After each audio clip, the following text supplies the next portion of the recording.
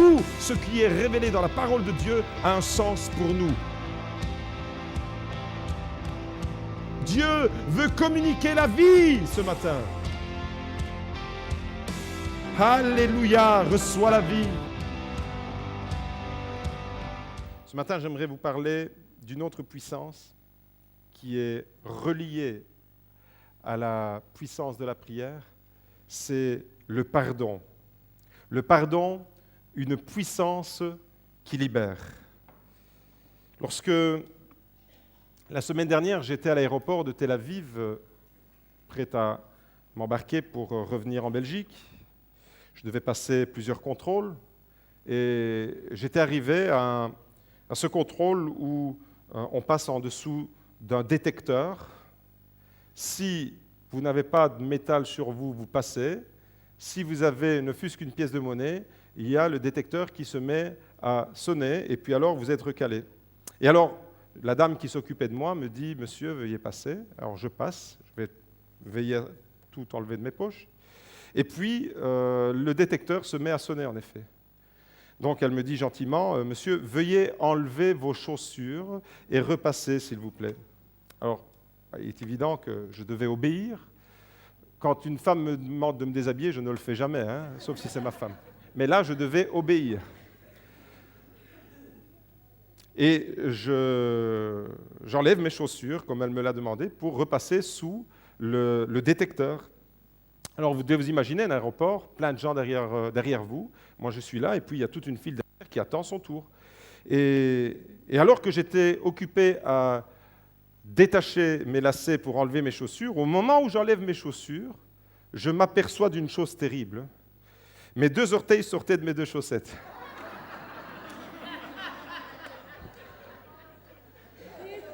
De chaque côté, de façon symétrique, comme si quelqu'un était venu, une petite souris était entrée dans mes chaussures pendant la nuit et avait grignoté la pointe de mes chaussettes. Et de façon symétrique, vous aviez mes 2 gros orteils qui ressortaient comme ça. Alors, je ne vous dis pas dans quel état j'étais. La gêne terrible.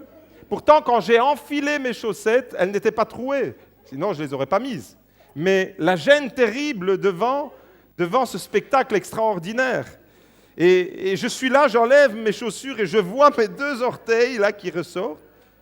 Et je dois aller en direction de la foule pour repasser en dessous du détecteur. Alors là, l'angoisse, les transpirations, et j'essaye d'imaginer un scénario. Alors, discrètement, je m'incline et j'essaie de camoufler. Je prends mes 2 chaussettes et je les mets en dessous de mon orteil et je coince avec mes orteils les 2 paires de chaussettes et me voilà parti. Et j'avançais comme un canard parce que je ne pouvais pas, si je marchais normalement, ça allait lâcher prise. Donc je marchais comme ça pour aller passer à nouveau. Mais voyez, quand vous essayez de camoufler, quand vous faites des choses ainsi, gênés comme tout, des dizaines de personnes qui vous regardent, j'essayais de camoufler comme je pouvais, mais je n'y suis pas arrivé. Parce que quand vous faites ça, c'est pire encore. Vous avez l'air encore plus ridicule que tout simplement d'avoir des chaussettes trouées. Et là, alors, devant ce spectacle, je me suis mis à réfléchir. Et qu'est-ce qu'on peut retenir de cette histoire rigolote qui m'est arrivée à Tel Aviv vendredi dernier? Eh bien, la moralité de cette histoire en 3 leçons. Premièrement, quand tu essayes de camoufler un défaut, bien souvent, tu l'amplifies. Deuxième leçon, il y a des détecteurs dans la vie, il y a des détecteurs spirituels dans la vie surtout, devant lesquels tu ne peux pas te cacher, devant lesquels tu ne peux pas camoufler. Et la 3e leçon que je retire de cela, c'est qu'avec le Seigneur, il faut accepter d'être mis à nu pour notre propre sécurité, pour pouvoir poursuivre le chemin. Et des fois, dans notre vie, dans notre progression spirituelle, nous sommes bloqués parce que le Seigneur veut nous dépouiller, parce que le Seigneur veut mettre en lumière certains aspects dont nous avons honte. Quand j'ai vu mes chaussettes, mon sang n'a fait qu'un tour, mon sang s'est glacé dans mon corps, et je dis « Why, qu'est-ce que tous ces gens vont penser de moi ?» J'étais élégant, j'étais fier avec mon attaché-caisse, avec mon sac, avec des chaussettes trouées. Tu parles, la classe, à l'aéroport de Tel Aviv. Qu'est-ce que ces gens vont penser de moi? Et voyez, on raisonne beaucoup comme ça, avec le regard des autres. Et par moments dans la vie, il peut y avoir des situations qui nous bloquent, des situations devant lesquelles nous avons honte. Alors je suis sûr que vous vous êtes déjà retrouvés devant des situations pour lesquelles vous étiez profondément mal à l'aise. Est-ce que c'est déjà arrivé à quelqu'un d'avoir les chaussettes trouées? Alors moi, c'était les chaussettes trouées, mais peut-être que vous, c'était autre chose. Toujours est-il que je pense que dans notre vie, on peut se retrouver devant des situations qui nous mettent profondément mal à l'aise. Et lorsque nous sommes mal à l'aise, alors nous développons des mécanismes. Malheureusement, on peut également camoufler. Moi, j'essaie de camoufler 2 trous dans une paire de chaussettes, mais malheureusement, on peut essayer de camoufler des situations parce qu'on éprouve une honte profonde de notre vie. On peut essayer de camoufler, on peut essayer de cacher quelque chose qui nous dérange en nous. Parce qu'on est gêné, alors on va essayer de ne pas le montrer aux autres. Et combien de fois ça vous est arrivé de venir à l'église et qu'on vous pose la question, ça va, tout va bien? Oui, tout va bien, mais au fond de toi, il n'y a rien qui va. À l'intérieur de toi, il y a une souffrance, mais que tu n'as pas envie d'exposer. Et peut-être même qu'il y a une souffrance qui te fait honte, de laquelle tu es gêné. Alors, tu préfères camoufler, tu préfères mettre du mascara spirituel, tu préfères camoufler ta vie. Généralement, voyez-vous, on pratique le camouflage parce qu'on ne veut pas voir notre réalité en face. On pratique le camouflage parce qu'on ne veut pas, non seulement que nous, on puisse voir notre réalité en face, mais que les autres voient. Et nous pouvons vivre des situations même familiales desquelles nous sommes gênés. Et alors, voyez-vous, on va se camoufler, on va se replier sur soi-même et vivre avec cette douleur, avec cette gêne à l'intérieur. On se camoufle, on se cache, on se protège d'une situation qui nous fait honte. On peut camoufler un trait physique, par exemple. Combien de jeunes filles ne se trouvent pas jolies, alors elles vont essayer de camoufler avec une mèche qui va aller un peu plus loin, avec du maquillage, camoufler un trait physique qui gêne, parce qu'on éprouve une honte. On peut aussi camoufler une situation que nous sommes en train de vivre. On peut camoufler un penchant de notre vie, un penchant de notre être. Par exemple, le penchant pour l'alcool. On peut le cacher. On a entendu il y a quelques années ici le témoignage d'un pasteur qui, tout en étant pasteur, était pris d'alcoolisme. Et il avait honte. Et qu'est-ce qu'il a fait tout au long de sa vie? Il a camouflé. Penchant de l'alcool, il prenait des pastilles tout simplement pour cacher, dissimuler son haleine. On peut cacher des situations, on peut cacher des penchants. Peut-être que tu as le penchant pour le jeu, peut-être que tu as le penchant pour autre chose. Voyez-vous, on peut cacher, on peut essayer de camoufler. On peut, je dis bien, essayer de camoufler. Mais devant Dieu, il n'y a rien qui échappe à son regard. Rien. Le psalmiste disait, et c'est de David qu'on va parler aujourd'hui, dans le psaume 139, que rien n'échappe au regard de Dieu. Prenez la Bible avec moi et ouvrons-la ensemble dans le psaume 139. Regardez ce psaume. Il nous détaille le radar spirituel qui nous accompagne dans les moindres mouvements de notre vie. Comment voulez-vous échapper? Comment voulez-vous vous camoufler devant Dieu? C'est juste impossible. Psaume 139, Éternel, tu me sondes et tu me connais. Tu sais quand je m'assieds et quand je me lève. Tu comprends de loin ma pensée. Tu sais quand je marche et quand je me couche, et tu pénètres toutes mes voies, car la parole n'est pas sur ma langue, que déjà, Éternel, tu la connais entièrement. Tu m'entoures par derrière et par devant, et tu mets ta main sur moi. Une telle science est trop merveilleuse pour moi, trop élevée pour que je puisse la saisir. Où irai-je loin de ton esprit, et où fuirai-je loin de ta face? Y a-t-il seulement un détecteur dans lequel je peux passer qui ne me reconnaît pas? Non. Où fuirai-je loin de ton esprit?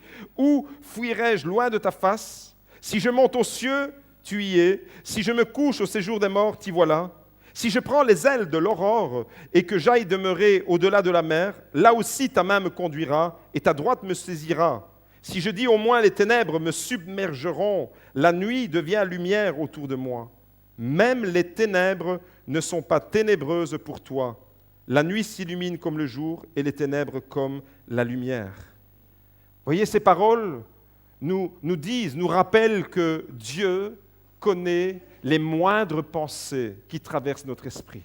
Dieu connaît la parole, la valeur de la parole qui va sortir de ta bouche. Dieu connaît déjà ce qui va sortir de ta bouche avant même que tu l'aies prononcé. Et ce même homme, voyez-vous, ce même homme qui va faire de telles déclarations, qui va prendre conscience qu'on ne peut pas se cacher devant Dieu, on ne peut pas camoufler notre existence, on peut essayer de cacher des situations aux hommes, on peut tromper les hommes, on peut les mener en bateau les hommes, mais Dieu, tu ne le mèneras jamais en bateau, tu ne le tromperas jamais parce que Dieu voit ce qu'il y a au plus profond de ton cœur. Et David a compris ça, mais avant qu'il ne comprenne cela, la Bible nous raconte son histoire. La Bible nous raconte que lui aussi, David, a été un homme qui a essayé de camoufler. David a été un homme qui a essayé de camoufler un défaut. David a été un homme qui a essayé de camoufler son péché. David a été un homme qui, malheureusement, en essayant de camoufler une situation, il a aggravé cette situation. Mais un jour, lorsque la parole de Dieu lui a été adressée et qu'il a été mis devant le fait accompli, alors lorsqu'il est revenu à Dieu avec un cœur transparent, avec un cœur repentant, il a pu vivre une vraie restauration. Je suis en train de vous parler de David. Et bien souvent, on se rappelle de lui, on connaît David comme étant le roi selon le cœur de Dieu. On connaît David comme étant un leader exceptionnel, un homme de louange, auteur de merveilleux psaumes, un homme d'action, de conquête spirituelle, un homme devant les défis qui ont rempli sa vie et qui a été à la hauteur, prêt à relever tous les défis que Dieu plaçait devant lui. Le seul qui n'a pas reculé devant la menace de Goliath, le géant. C'est également David qui a pu conquérir Jérusalem et en faire le quartier général, la capitale d'Israël. Waouh! On se rappelle de David souvent sous ses traits et il est souvent pris en exemple, David. Et ce matin, on va prendre le contre-exemple et on va réaliser que David, ce n'était pas seulement tout ça. Parce que voyez-vous, David, il est profondément humain, comme vous et moi. Et comme David, vous avez des qualités, nous avons des qualités, mais nous avons également des défauts. Et la Bible ne l'était pas, les défauts. La Bible n'est pas un livre qui va sublimer ses personnages. La Bible va nous présenter les hommes et les femmes de Dieu, dans la vie desquels Dieu a travaillé, Dieu a fait des choses merveilleuses, mais des hommes et des femmes faillibles, des hommes et des femmes qui ont péché. Oui, David a connu le péché. Oui, David a connu la souffrance à cause de son péché. Oui, David a été découragé. David a également connu des moments dans lesquels il était au fond du gouffre, parce que l'ennemi a voulu le pousser, mais parce que lui-même s'y est mis. Et voyez-vous, des fois, quand il nous arrive quelque chose, on doit faire attention avant d'aller trop vite dans la conclusion. Lorsque nous sommes devant une situation, est-ce que c'est l'ennemi qui s'acharne ou est-ce que c'est Dieu qui est en train de nous parler à travers cette situation? Et David lui-même s'est mis à provoquer des situations qui ont causé beaucoup de souffrance pour lui et pour son entourage, sa famille. C'est vrai qu'en lisant la Bible, on peut voir David qui a souffert à cause des autres. C'est vrai qu'on voit combien Saül lui a rendu la vie terrible. Même dans sa propre maison, son fils Absalom l'a renié, lui a déclaré la guerre. Au cœur d'une famille, un papa et son fils. Au cœur d'une famille, une maman et sa fille en conflit, en guerre. David a connu toutes ces choses. Et alors, pour toi qui traverses ces moments-là, David deviendra un compagnon de voyage, tu vois. David a connu toutes ces souffrances, des souffrances que des autres personnes lui ont infligées, mais malheureusement, des souffrances qu'il s'est infligées lui-même. Et j'aimerais vous inviter à réfléchir ce matin sur la cause des souffrances qui touchent notre vie, en vous disant qu'il y a déjà une promesse. c'est que le pardon est une puissance qui libère. Et David va connaître cette réhabilitation. Alors pour lui, ce n'était pas les trous dans les chaussettes qui le mettaient dans la gêne et dans l'embarras. C'était bien plus grave et beaucoup plus sérieux que simplement 2 trous dans 2 chaussettes. La situation que David était en train de vivre, pour laquelle il a essayé de camoufler devant Dieu et devant les hommes, c'était bien plus grave. David a commis l'adultère. David a commis le péché. David avait du sang sur les mains. David a organisé le meurtre d'un homme qui s'appelle Uri, qui était le mari de Bathsheba, et parce qu'il a convoité Bathsheba, il a envoyé Uri à la mort. La Bible nous parle de cette histoire. Comme on peut lire l'évangile de Jésus-Christ, la Bible nous parle de cette histoire sans embellir et sans enlaidir le visage de David tel qu'il était, tel que tu es. Dieu te voit. La Bible décrit la vie de David tel qu'il était, de la même manière que Dieu te voit tel que tu es. Mon frère, ma sœur, ça ne sert à rien de te camoufler, ça ne sert à rien d'essayer de cacher certaines zones, des zones d'ombre de ta vie pour lesquelles tu as honte et que tu es gêné. Voyez-vous cette histoire ? David savait au plus profond de lui-même que c'était horrible ce qu'il avait fait, que ce geste de l'adultère avec Bathsheba et du meurtre d'Uri était un acte abominable devant Dieu. Au fond de lui-même, il le savait. Et David a vécu pendant un temps avec le fait de savoir que ce qu'il a fait est horrible devant Dieu, mais en même temps, pendant ce laps de temps, il a voulu faire taire sa conscience. Pendant ce temps, il y avait un conflit en lui. Il a mis un voile sur sa conscience. Il a cherché à anesthésier sa conscience. Il a essayé de faire taire toutes ces voix qui revenaient en lui et qui lui disaient « Ce que tu as fait, David, n'est pas bon. » David, en tant que roi d'Israël, connaissait la Torah de Moïse. Il avait pour mission, comme tous les rois en Israël, de recopier la Torah intégralement pour la diffuser. Donc tous les rois en Israël devaient recopier la loi de Moïse, la Torah de Moïse. David connaissait « Tu ne tueras pas ». David connaissait le décalogue, tu ne commettras pas d'adultère. Et malgré tout, malgré le fait qu'il connaissait le commandement de Dieu, David est tombé. Ça montre le côté faible de la chair. Nous connaissons les principes de la parole de Dieu, nous connaissons l'Évangile, nous connaissons la volonté de Dieu, nous connaissons les commandements de Dieu, et malgré tout, nous pouvons mettre un pied de travers. Et quand nous mettons le pied de travers, pendant ce temps-là, nous essayons d'anesthésier notre conscience. Nous essayons d'anesthésier notre conscience parce qu'elle nous dérange, voyez-vous, cette conscience. Parce qu'elle vient nous parler, elle vient mettre en lumière des choses qui nous mettent terriblement mal à l'aise. Et ainsi, on peut vivre, comme David a vécu, un conflit intérieur. Et ce conflit intérieur était encore plus destructeur que le conflit qu'il pouvait avoir avec Saül, avec Absalom et avec les Philistins. Le conflit le plus redoutable qu'un chrétien puisse avoir dans sa vie, c'est le conflit avec lui-même.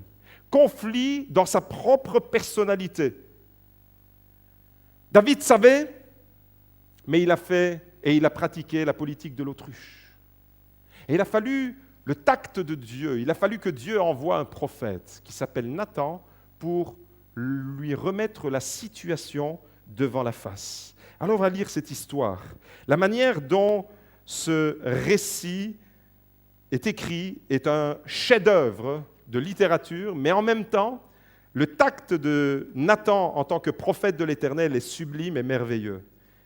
2 Samuel, je lis à partir du chapitre 11, verset 27. On peut lire après au verset 26 et puis on continue au chapitre 12. 2 Samuel, chapitre 11, verset 26. La femme d'Uri apprit que son mari était mort et elle accomplit ses rites funèbres sur son époux. Quand le deuil fut passé, David l'envoya chercher et la recueillit dans sa maison. Elle devint sa femme et lui enfanta un fils. Ce que David avait fait déplut à l'Éternel. il a commis 2 péchés, la convoitise, l'adultère et le meurtre. L'Éternel, au chapitre 12, envoya Nathan vers David. Nathan vint à lui et lui dit, « Il y avait dans une même ville 2 hommes, l'un riche et l'autre pauvre. Le riche avait du petit et du gros bétail en très grande quantité.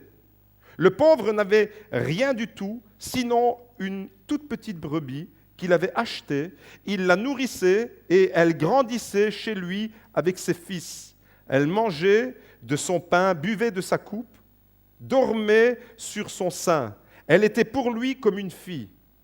Un voyageur arriva chez l'homme riche et le riche ménagea son petit et son gros bétail pour préparer un repas aux voyageurs arrivés chez lui. Il prit la brebis du pauvre et l'apprêta pour l'homme arrivé chez lui. La colère de David s'enflamma violemment contre cet homme et dit à Nathan, « L'Éternel est vivant, l'homme qui a fait cela mérite la mort. » Et il rendra au quadruple la brebis pour avoir commis cette action et pour avoir agi sans ménagement. Alors Nathan dit à David, « Tuez cet homme-là. » Ainsi parle l'Éternel, le Dieu d'Israël. C'est moi qui t'ai donné l'onction comme roi sur Israël, et c'est moi qui t'ai délivré de la main de Saül. Je t'ai donné la maison de ton Seigneur, j'ai placé dans ton sein les femmes de ton Seigneur. Je t'ai donné la maison d'Israël et de Juda. Et si cela était trop peu, j'y ajouterai encore. Pourquoi donc as-tu méprisé la parole de l'Éternel en faisant ce qui est mal à ses yeux ? Tu as frappé de l'épée Uri, le Hittite. Tu as pris sa femme pour en faire ta femme, et lui, tu l'as tué par l'épée des Ammonites.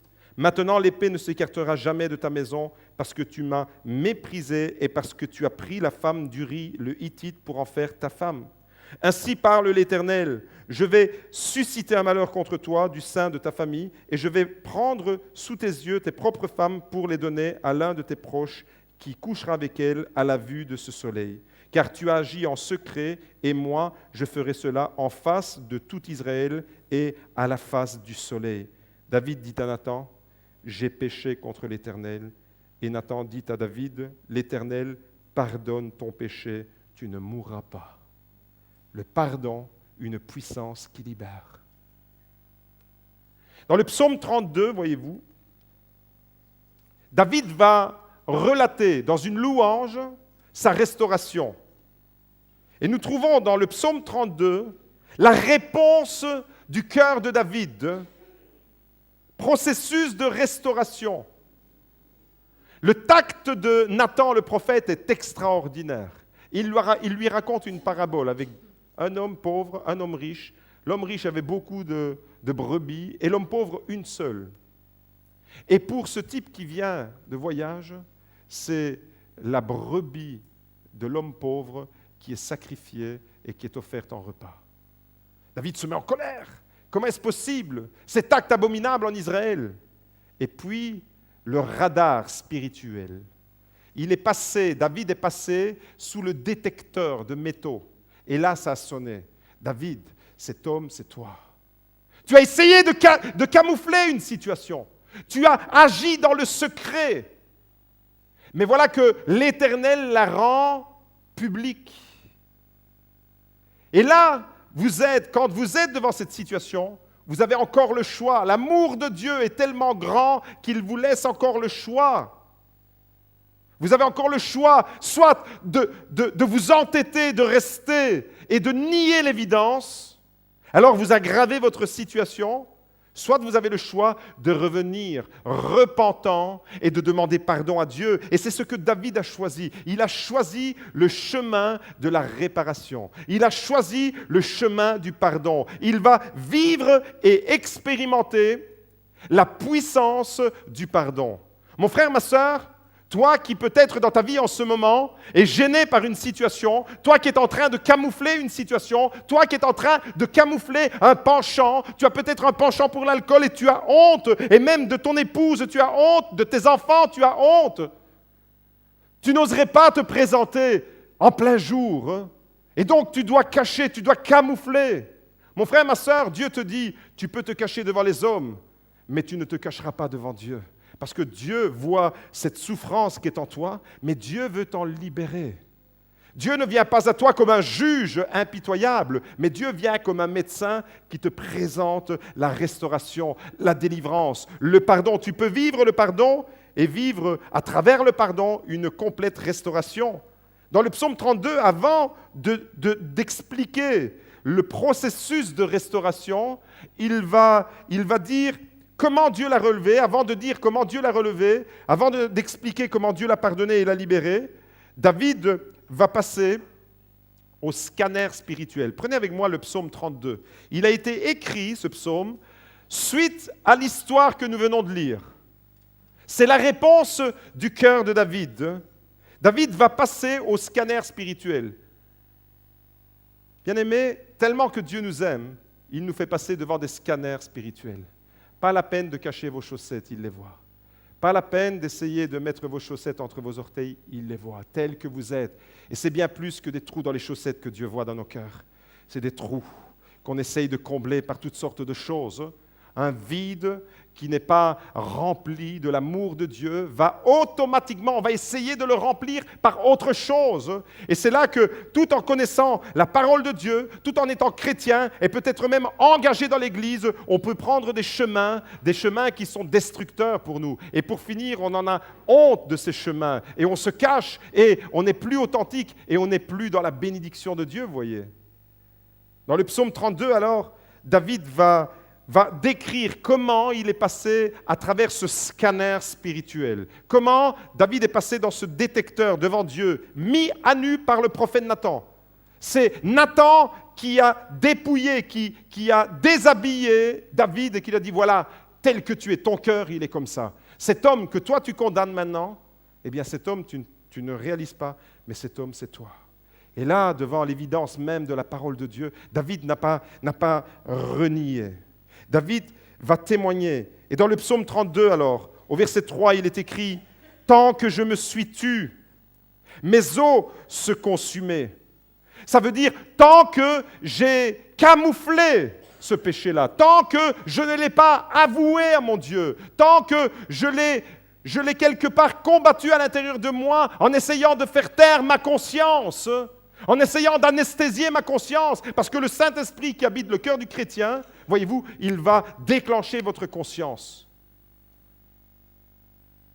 Tant que je me suis tu, mes os se consumaient. Je gémissais toute la journée, car nuit et jour, ta main pesait sur moi. Ma vigueur n'était plus que sécheresse comme celle de l'été.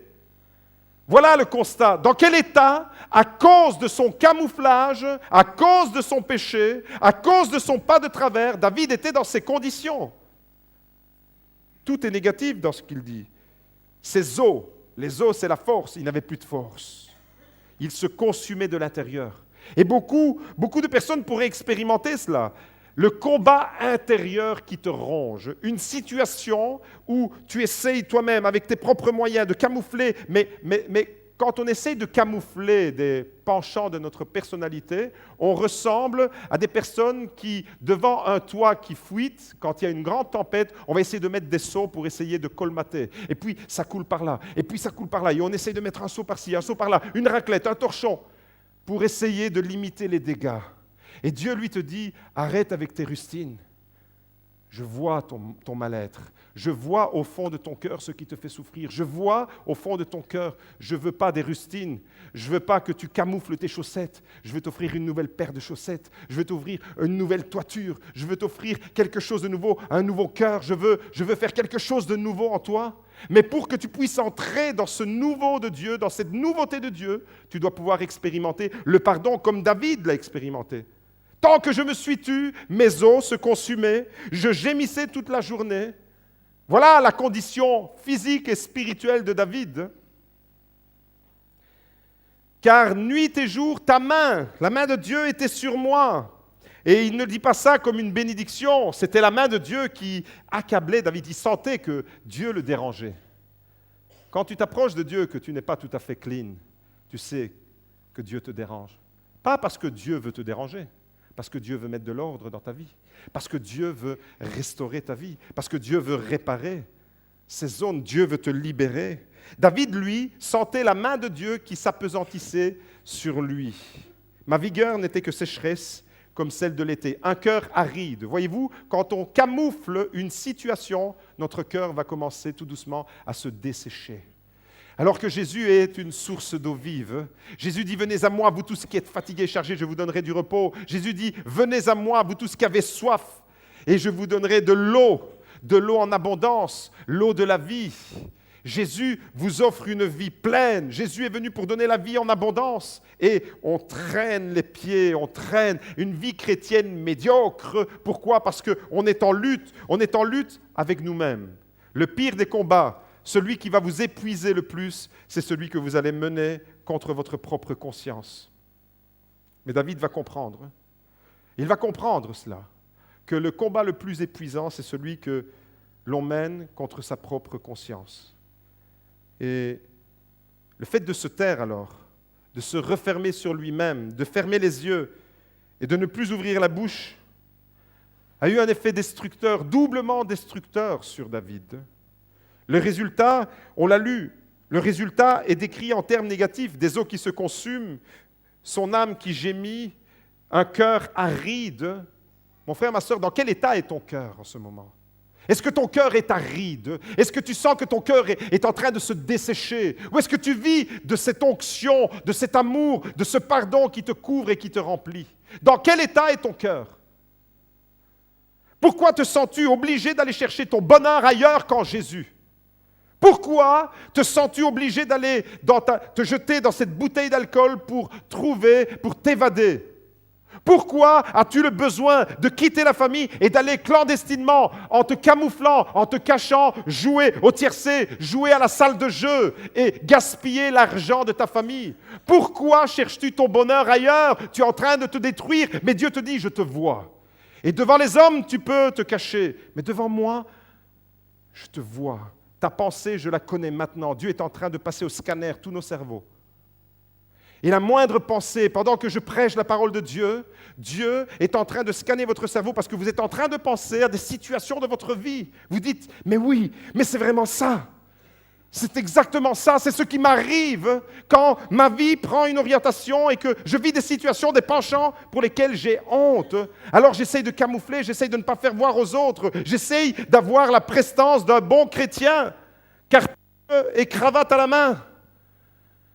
Et puis vous allez à l'aéroport de Tel Aviv, vous avez des trous dans les chaussettes. C'est perdu d'avance. Dieu n'a que faire de ton cartable, de ta cravate, de ton costard. Dieu y voit. Là. Pourquoi cette femme m'a dit d'enlever mes chaussures? Je pourrais lui en vouloir. Hein? J'aurais pu faire comme Adam à ce moment-là. Vous savez qu'Adam, il est comme David. Adam, il a été dépouillé. Lui aussi, il est passé au scanner. À un moment donné, Dieu lui a donné la parole et lui a dit, tu pourras manger de tous les arbres du jardin, mais cet arbre-là, l'arbre de la connaissance du bien et du mal, tu ne le toucheras pas, tu ne le mangeras pas, le fruit.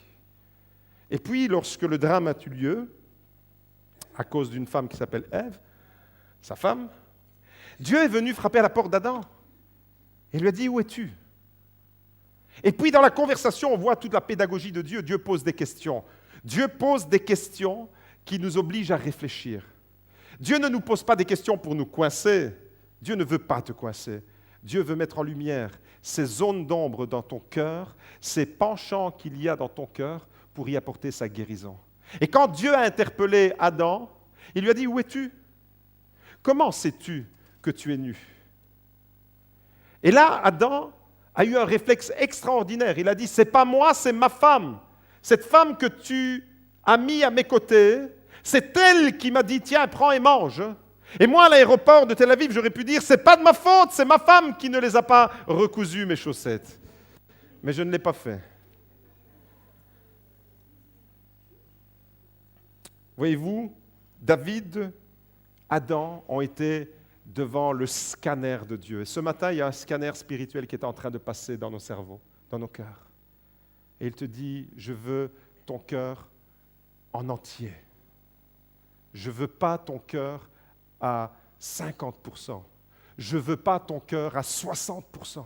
Je ne veux pas ton cœur à 70%, à 80%, ni même à 90%. Je veux ton cœur 100% pour moi. Je suis l'Éternel, je suis ton Dieu, je t'aime d'un amour éternel. C'est pourquoi je te conserve ma bonté. Je te veux entièrement parce que moi, je me suis donné totalement pour toi. À la croix de Golgotha, je me suis donné totalement. Je veux ton cœur en entier.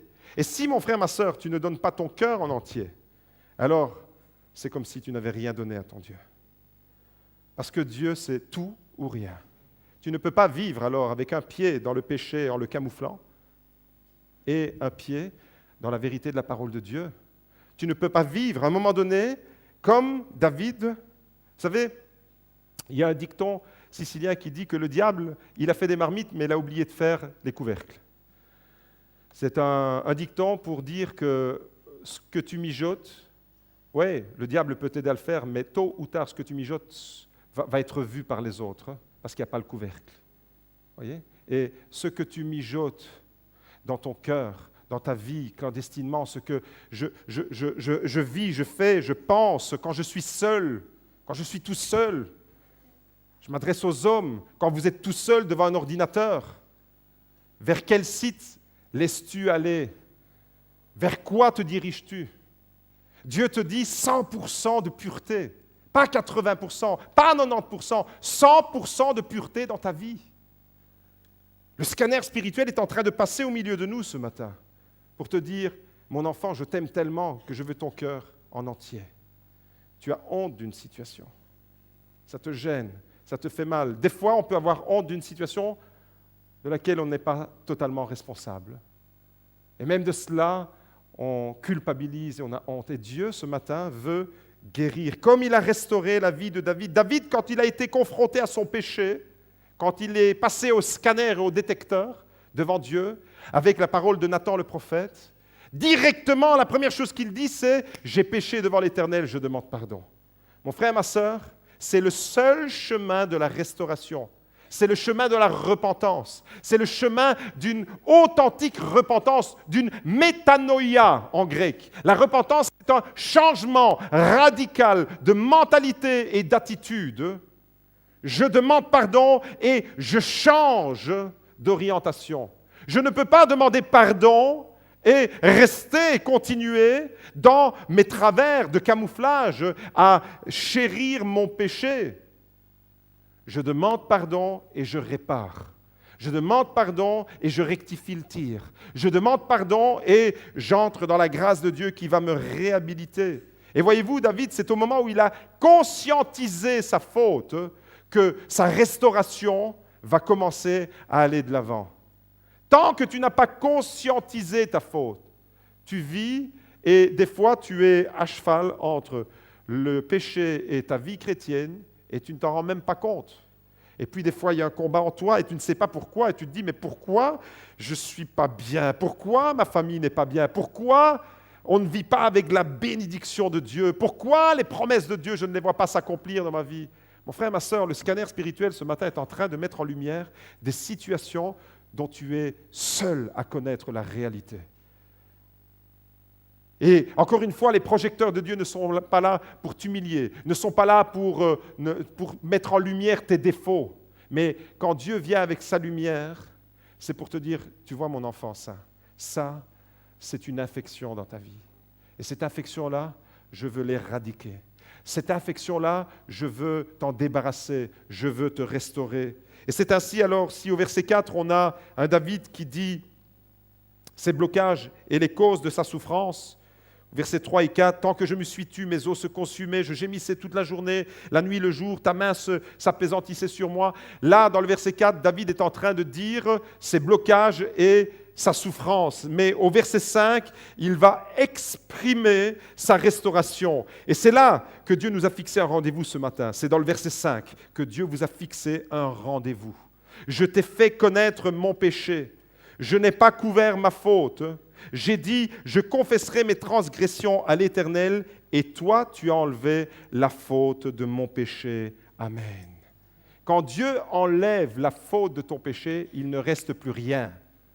Il ne reste plus rien. Le simple fait, mon frère, ma sœur, de demander pardon à Dieu, le simple fait de confesser à Dieu, le simple fait de ne pas vouloir dissimuler et camoufler, mais demander sincèrement pardon à Dieu, le simple fait de le prononcer vous libère. Il y a une puissance dans le pardon qui va vous libérer. Quel que soit votre passé, quelle que soit votre histoire, quelles que soient les choses que vous voulez camoufler, ce matin, la parole de Dieu te dit que le pardon sera dans ta vie une puissance qui te libère. Tu dois entrer dans le pardon, tu dois le chercher, tu dois simplement, comme David, devant l'évidence même de ta vie, dire « Seigneur, je veux vivre cette restauration-là. » Et c'est vrai qu'il y a des zones d'ombre dans ma vie où j'ai envie, comme le pasteur, de cacher mes chaussettes. J'ai envie, des fois, on a envie de cacher autre chose que des chaussettes. Mais Dieu te dit, ça ne sert à rien de cacher, je veux restaurer. Ça ne sert à rien de cacher, de continuer à vivre avec un foyer d'infection dans ton cœur. Je veux l'enlever, ce foyer. Mon frère, ma sœur, Dieu veut te restaurer ce matin.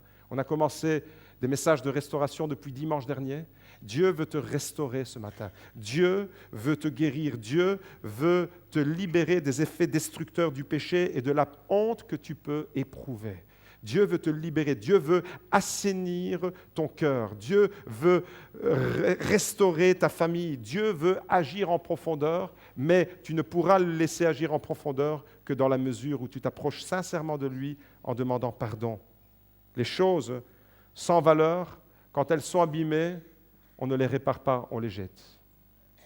On les remplace. Mais toi, mon frère, ma sœur, toi, Dieu ne veut pas te jeter. Il ne va pas te remplacer. Il ne va pas te remplacer par quelqu'un d'autre. Mon frère, ma sœur, Dieu ne veut pas te jeter, tout simplement parce que tu as de la valeur. Dieu a choisi de te restaurer ce matin, tout simplement parce que tu as de la valeur et que tu as du prix à ses yeux. Ésaïe 43, verset 4 nous dit « Du fait que tu as du prix à mes yeux, du fait que tu es honoré et que je t'aime. » Voilà la déclaration d'amour que Dieu te fait ce matin.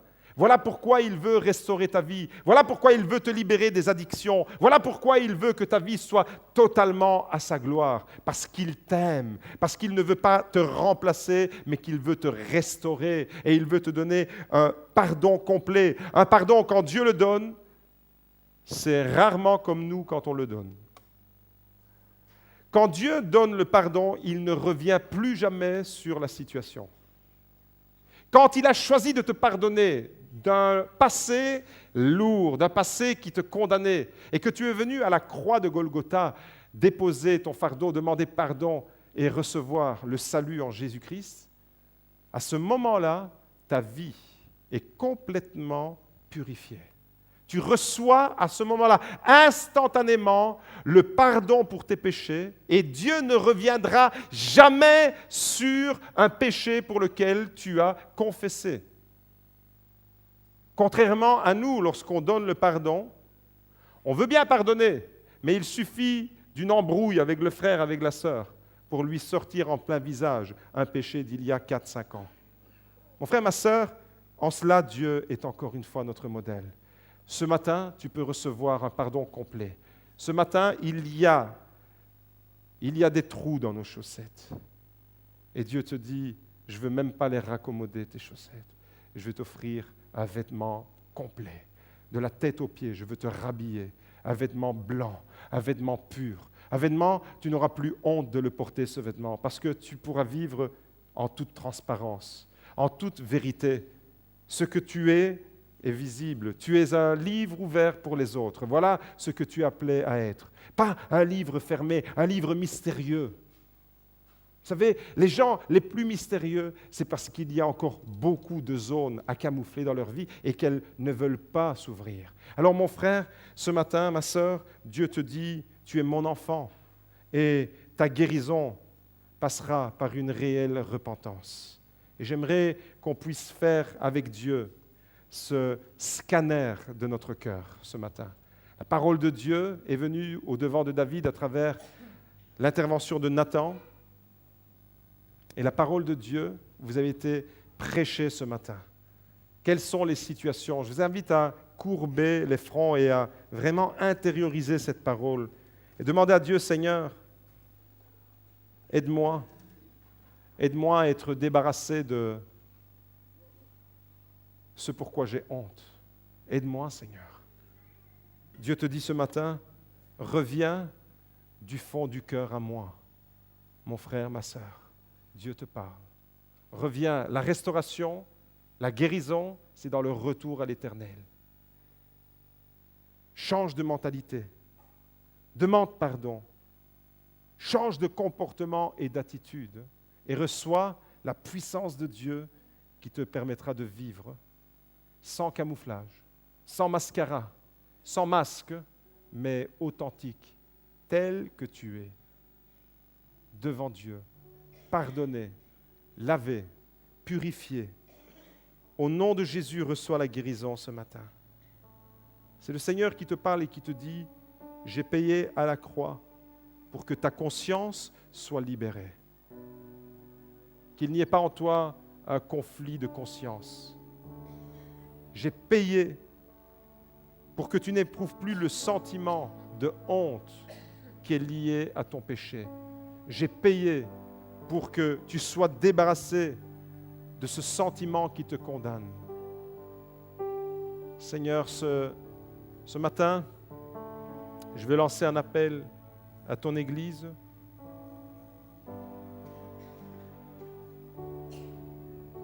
Des personnes qui ont peut-être au fond de leur cœur des zones de camouflage.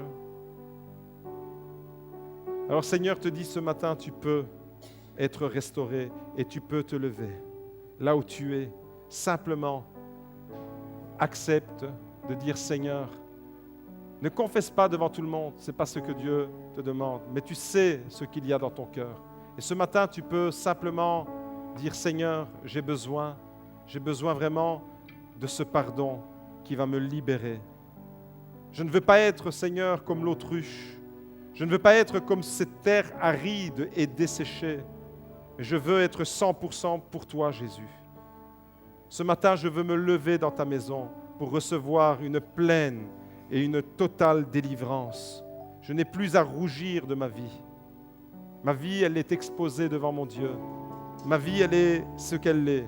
Je ne suis pas parfait. Je ne suis pas le meilleur. Je ne suis pas le plus beau. Je ne suis pas le plus grand. Je ne suis pas le plus fort. Je suis rempli de défauts. Et malgré tout, Dieu, tu m'aimes. Mais tu aimes la transparence ce matin.